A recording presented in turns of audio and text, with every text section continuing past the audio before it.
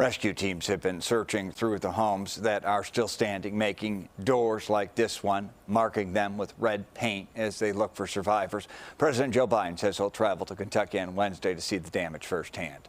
6 of the tornado victims were inside an Amazon warehouse in Edwardsville, Illinois, that's near St. Louis. And today, OSHA announced it's investigating if enough was done to protect the workers there. The last time we had a tornado that powerful in our area was in June in Naperville. That's where we find CBS 2's Chris Tye. And the cleanup from the summer tornadoes, Chris, there continues 6 months later. While there is a lot of talk and advice on what to do when storms hit while you're at home, their downstate storms make it clear we should have workplace plans too.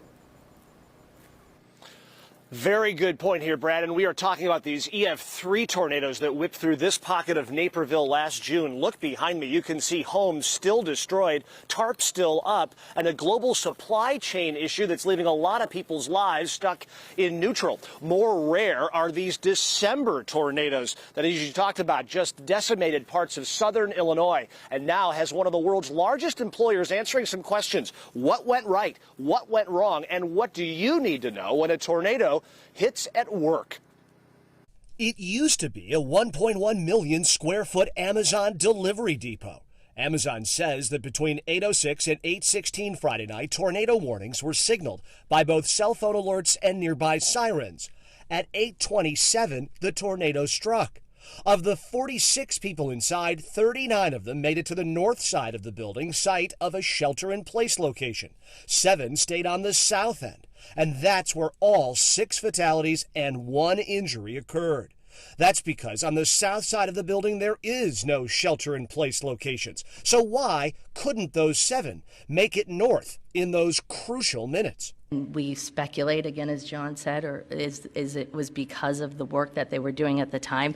They congregated on the southern side of the facility. Amazon today denying allegations that workers at this location aren't allowed to have cell phones on the job. Employees are allowed to have cell phones inside the facility. There's no prohibition against that. There are rules around what they're allowed to do with those cell phones. We do know that oftentimes employees put their cell phones in their bags or in their purse, so they may not have it on their person, but there's no prohibition against them having it.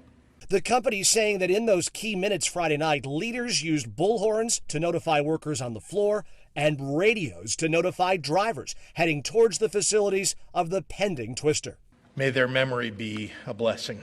The governor says while there's no early indication of code violations here, perhaps new codes need to be considered moving forward. We are seeing more and more of that, I might add, throughout the state of Illinois. So it makes us wonder whether or not we need to change code based upon the climate change that we're seeing all around us.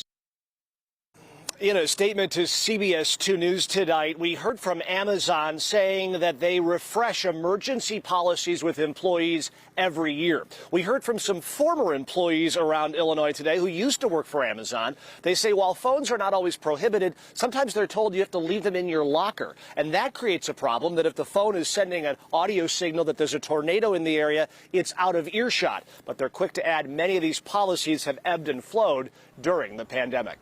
Live in Naperville, Chris Tye, CBS 2 News.